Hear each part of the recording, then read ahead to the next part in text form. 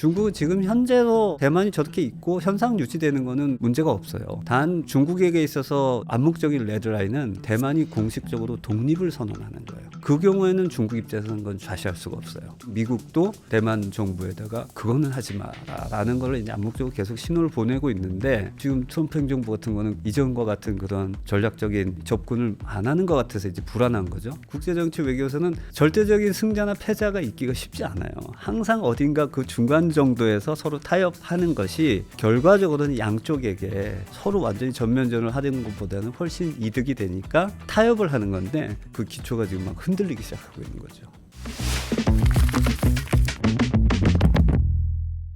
안녕하세요. 당신의 지적 호기심을 사로잡을 사로잡다 시즌2의 진행자 최성훈입니다. 오늘은 연이어 심화되고 있는 국제사회와 분쟁에 대해서 이야기를 해보려고 하는데요. 국제정치 그리고 국가 안보 전략에 대해서 심도 있는 연구를 해오신 서울대학교 국제대학원의 신성호 교수님을 모시고 미중 패권 경쟁 시대에서 대한민국은 어떻게 살아나와야 하는가라는 주제를 중심으로 이야기 나눠보도록 하겠습니다. 네, 안녕하세요 교수님. 네, 안녕하세요. 서울대학교 국제대학원에서 국제안보와 미국 외교정책을 주로 연구하고 가르치고 있는 신성호입니다.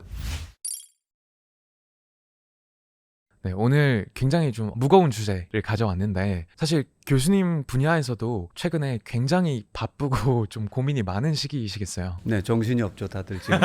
교수님께서 이렇게 연구를 해오시면서 이 정도로 또 혼란스러웠던 시기가 많았었나요? 아, 이게 내가 알고 있던 세계가 완전히 뒤집어지는구나 느꼈던 게 한 번은 제가 이제 학부 졸업할 때쯤에서 이제 냉전이 끝났잖아요. 아, 네. 거의 40년을 지속되던 게 갑자기 한 축이 무너졌으니까 소련이라는. 그러고서 그래도 뭐 한동안 세계가 좀 그 이후에 오히려 평화가 오고 네. 무역이 막 진행이 되고 오늘 주제가 되는 중국이 이제 미국하고 막 개혁 개방하고 한국하고도 수교도 하고 어떻게 보면 너무나 좋은 시기가 한동안 진행되다가 갑자기 2001년에 네, 너무나도 테러가. 충격적인 9.11 테러. 아니 세상에 그 뉴욕의 한복판에 있는 그 쌍둥이 빌딩이 무너지는 건 너무 충격이었죠. 그래서 야 이거는 또 뭐지? 하고 나서 아마 지금 트럼프 대통령이 미국에서 당선되고 1기 2016년에는 에게도 설마 하는 좀 그런 게 있었는데 이분이 아무 독특한 분이긴 하지만 또 2기가 다시 돌아오면서 특히 지난 1년 동안은 상상하지 못했던 미국을 중심으로 한 변화가 그리고 세계 질서의 근본적인 변화가 오고 있는 제 개인적으로도 그렇지만 아마 많은 대부분의 학자들이 그렇게 지금 공감하고 있는 상황이 있습니다. 그러니까 말씀에 따르면 요즘이 거의 이제 냉전 종식과 9.11 테러 그것들과도 거의 역사적으로 비견될 만큼 내지는 그거보다 더 크죠. 그거보다 더 크다고 네. 판단하시는 거군요. 왜냐하면 냉전과 테러는 그래도 그 중심에는 미국이라는 전 세계 최강의 패권국이 굳건히 그 자리를 지키면서 세계적인 위협에 대응하고 주도적으로 그리고 주변의 국가들을 갖다가 보호해주는 뭐 이런 하나의 세계가 그래도 기본 틀이 있었는데 네. 지금은 그 미국이 나는 이제 그런 거 더 안 할래. 미국 스스로가 지금 자기가 세워놨던 국제 질서를 그러니까 2차 대전 이후의 전후 질서 혹자는 이제 자유주의적 세계 질서라 그러거든요. 그 질서 자체가 지금 80년 만에 완전히 바뀌는 거니까 좀 더 근본적인. 저희가 첫 번째로 얘기해 볼 만한 주제는 양안 문제인 것 같습니다. 네네. 사실 중국이 대만을 침공할 것이다 뭐 이런 이야기들이 점점 돌고 있고 미국이 또 그것을 좌시하지 않을 것이다. 대만이라는 국가를 두고 대립이 심화되는 그런 양상도 있는데 우선은 중국에게 대만은 왜 이렇게 좀 중요한 문제인가? 거기에 대해서 좀 설명을 부탁드리겠습니다. 실제로 45년 이후에 원래는 이제 중국이 마오쩌둥 정부에서 대만을 이제 완전 다 흡수해서 통일을 하려고 했었는데 그러는 과정에서 한국 전쟁이 일어나 네. 버리면서 계획이 틀어진 거죠. 그것은 이제 대만은 하나의 독립적인 형태로 지금 남아 있는 네. 상황인데 중국과는 좀 별개로 그렇지만 여전히 중국은 한 번도 이 대만을 우리 땅이라고 포기한 적이 없다. 그거는 또 한편은 우리 남북 간에도 지금 우리 헌법에는 한반도와 부속도서를 우리 땅이라고 한다. 똑같은 거예요. 그런 입장인 거죠 지금. 그런데 또 요즘 이것이 더 심화되고 대립되는 이유는 무엇인가에 대해서 이제 혹자는 대만의 최첨단 반도체 90% 이상을 지금 점유하고 있는 TSMC의 존재라던가 이런 것 때문에 침공 내지는 다시 그들의 입장에서는 수복하려는 시도가 더 늘어나고 있다 이렇게 얘기하는 경우도 있더라고요. 여기에 대해서는 좀 어떻게 생각하시는지 궁금합니다. 최근에 진행되고 있는 미중 간의 AI 기술 패권 경쟁 이런 차원에서 보면 TSMC가 굉장히 중요하죠. 제 생각에는 그거보다는 좀 더 근본적인 이유가 있다. 기본적으로 어쨌든 미중 패권 경쟁이 이제 격화되면서 중국의 힘이 굉장히 급속히 성장을 했고 미국이 이제 이거를 더 이상 이전의 중국이 아니고 우리가 이거는 본격적으로 견제를 해야 되겠다라는 움직임이 나오고 있는 속에서 좀 더 직접적으로는 미중 간에 그래도 대만 문제에 있어서는 서로 간에 하나의 합의가 1972년 이후에 있어 왔거든요. 하나의 중국 원칙이라는 중국의 입장을 그때 당시 닉슨 대통령이 중국과 수교를 하려는 이런 움직임을 하면서 그걸 인정해 받아주는 대신 이제 중국도 한편으로는 하나의 중국 원칙을 얘기하면서도 그렇다고 우리가 대만을 지금 쳐들어가서 군사적인 행동을 하지는 않겠다. 서로 간에 그런 암묵적인 합의를 주고받고 함부로 중국이 대만을 직접 군사 침공하지 못하게끔 타이완 릴레이션 액트 라는 대만 관계법이라는 걸 자체적으로 지정을 하면서 중국이 대만을 이제 군사적으로 침공하는 경우에는 미국이 가만히 있지 않겠다.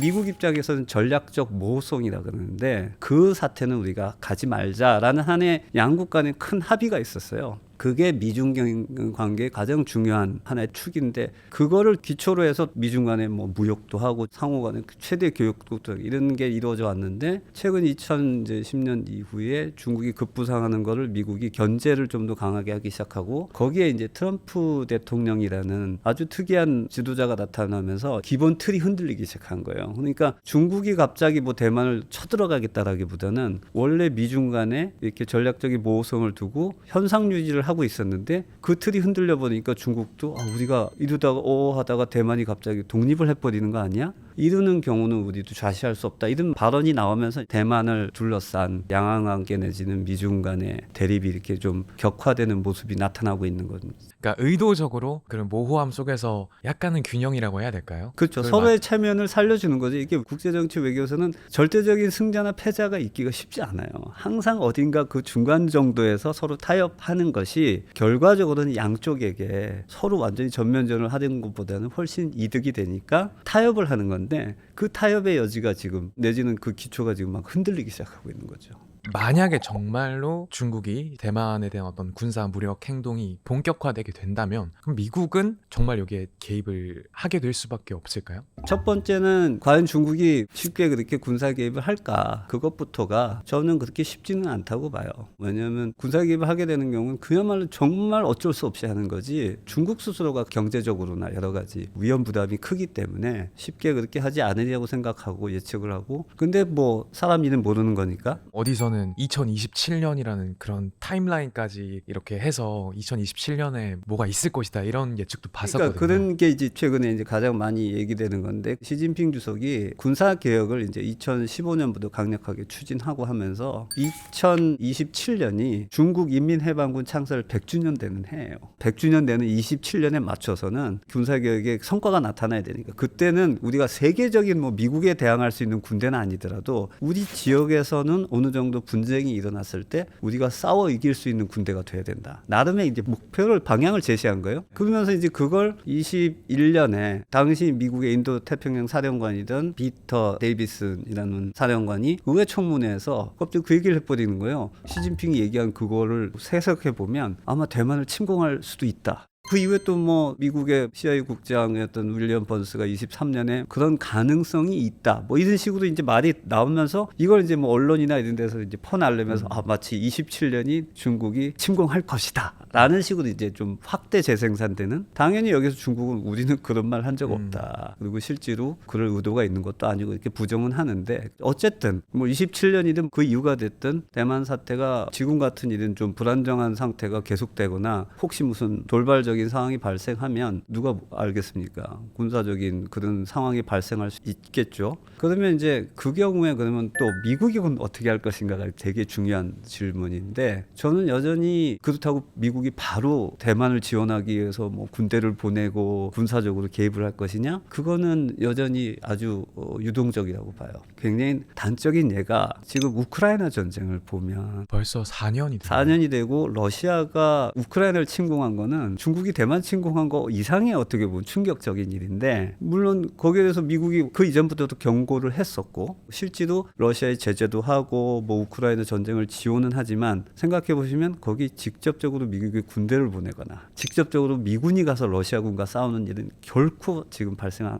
그럴 의도도 전혀 없는 것 같고, 그거를 봤을 때는 여전히 저도 미국이 그냥 자신은 하진 않을 것 같아요. 가만히 있지는 않을 텐데 그것이 바로 군사 개입을 의미하느냐, 그건 너무 섣부른 예단이나 판단을 하는 게 아닌가 이렇게 생각이 듭니다.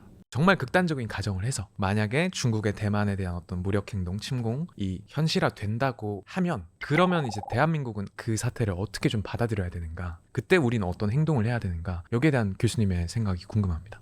다시 첫 번째 전제가 중국이 그냥 쉽게 우리가 힘이 이제 커졌으니까 대만을 그냥 무력으로 침공하자, 그렇게 쉽게 할 생각은 아닌 것 같고, 결코. 단 필요한 경우는 우리는 무력 사용도 불사한다라는 입장을 하고 있어요. 그게 뭐냐면 중국은 지금 현재로 대만이 저렇게 있고 현상 유지되는 거는 문제가 없어요. 단 중국에게 있어서 암묵적인 레드라인은 대만이 공식적으로 독립을 선언하는 거예요. 그 경우에는 중국 입장에서는 그건 좌시할 수가 없어요. 왜냐하면 그게 무슨 영토적 야약 침략 2차원의 문제를 떠나서 어떤 정부가 됐든 정권의 정당성에, 그것도 남의 우리의 주권을 공식적으로 거부하는데 이걸 가만히 있는다? 그거는 할 수가 없는 거거든요. 그래서 이제 중요한 건 미국도 대만 정부에다가 그거는 하지 마라라는 걸 이제 암묵적으로 계속 신호를 보내고 있는데, 지금 트럼프 행정부 같은 거는 그런 거에 있어서 이전과 같은 그런 전략적인 접근을 안 하는 것 같아서 이제 불안한 거죠. 또 대만도 대만 자체에 이제 민주주의이기 때문에 내부적으로 정치적 상황이 어떻게 전개가 돼서 그렇게 나갈 수도 있겠죠. 그런 최악의 상황이 발생 안 하는 게 제일 좋은데, 만약에 한다면 당연히 우리한테 영향을 미칠 수밖에 없습니다. 우선 경제적인 여파가 엄청날 거고요.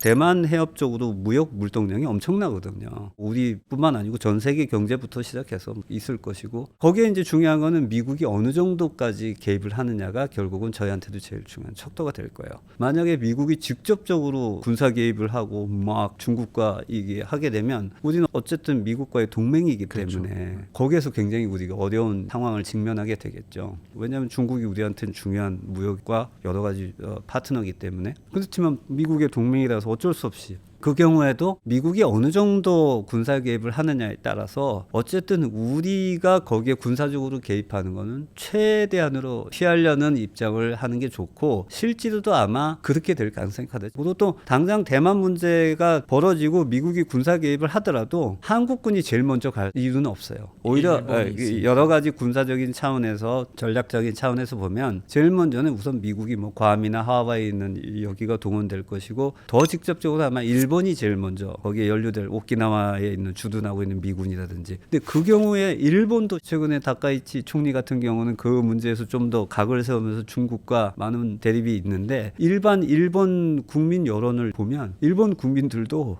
우리가 거기에 그렇게 직접적으로 끼어들어서 중국과 싸우는 거는 좋지 않다라는 게 일반 국민 여론인 것 같아요. 그래서 이게 간단한 문제는 아니다. 여러 단계별로 우리가 고려할 수 있는 정책적 위험이나 내지는 그런 부담 이런 것들을 다 따져가면서 미국과만 대화하는 게 아니고 중국과도 긴밀하게 그때도 계속 대화를 해야 됩니다. 외교, 안보, 국제정세 분야에서 전문가들은 굉장히 오묘하고 아까 전략적 모호성처럼 가능성과 어떤 되게 신중한 일어날 수 있는 모든 가능성에 대한 여러 가지 대응 시나리오라든지 시나리오 이런 것들을 가지고 계신 것 같은데, 그럼 왜 이렇게 yes or no, 뭐 아니면 도, 흑과 백으로 하면 안 되고 왜 이렇게 복잡하게 해야 되냐, 심플하게 트럼프가 하는 것처럼 뭐 아니면 도처럼 하는 게 더 쉽지 않느냐라는 주장에 대해서 혹시나 해주실 얘기가 있을까요? 첫 번째는 외교는 상대가 있는 거기 때문에 그렇죠. 내 마음대로 다 할 수 있으면 뭐 상관없잖아요. 근데 이건 항상 작용 반작용이거든요. 나는 이렇게 생각하고 던졌는데 과연 저쪽에서 그걸 그대로 받을지. 첫 번째, 그게 나의 의도와는 전혀 다른 데로 갈 가능성이 굉장히 커요. 모든 일이든. 특히 전쟁이라는 거는 이 둘이서 서로 주고받는 상황에서 전혀 생각지도 못한 돌발 상황들이 발생하기 시작해요. 그러면 내가 모든 거를 컨트롤할 수 있다라는 자신이 있으면, 그러면 내 마음대로 하면 제일 최고죠. 근데 뭐 우리 인생도 그렇지만 마찬가지 연관되는 상황과 여러 가지 변수들이 너무나 복잡하기 때문에 설사 미국 같은 초강대국이라 하더라도 뜻대로 안 되는 경우가 너무 많거든요. 우리도 상당한 이제 어느 정도 힘을 가진 나라가 됐지만 어쨌든 미중 사이에서 우리의 입장을 보면 뭐 아니면 더 하는 식으로 결정을 내릴 수는 더 없는 일이죠. 네. 지금은 좀 답답하고 막 좀 속도 상하고 하지만 뭐 누구 말대로 참을 일자 세계면 나라를 구한다고 꾹 참고 또 생각하고 이렇게 하는 것이 오히려 훨씬 우리에게는 도움이 네. 되거나 유리한 결과가 나오는 경우가 아마 그게 거의 대부분일 거다 그런 네. 거죠. 초반부에는 양안 문제에 대해 초점을 맞춰서 얘기를 했지만 전반적인 더 넓은 범주에서 이 미중 패권 경쟁에 대해서 좀 여쭤보려고 하는데요. 조선왕조 500년 동안 우리가 외침을 몇 번 당했냐 이거죠. 크게 봐서는 일본한테 한 번 당했고 청나라한테 한 번 당한 거예요. 그 두 번의 전쟁은 왜 생겼느냐. 국제정치학적으로 보면 그때 우리 주변을 둘러싸고 있는 1, 2등이 바뀌려고 그랬던 거예요. 명나라가 1등인데 일본이 전국을 통일하고 나서 일본의 힘이 갑자기 그 당시에 엄청난 강대국이 수준의 된 거예요. 거기다가 무기는 최신의 조총으로 그때 당시 조총이 최신의 무기였거든요. 그 사이에서 하필 우리가 중간에 있었던 거고 병자호란도 마찬가지. 청이 이제 명을 하는 과정에서 일어나서 국제정치학적으로 보면 그 시기가 한반도는 굉장히 위험한 시기인 거예요. 우리 주변에 이제 패권이 교체되려고 하는 그런 시기. 100년이나 200년에 한 번 일어나는 일인데 그게 지금 우리 주변에서 벌어지고 굉장히 우리로서는 조심해야 되는 상황이다. 그게 이제 미중 경쟁의 근본적인 하나의 속성이죠.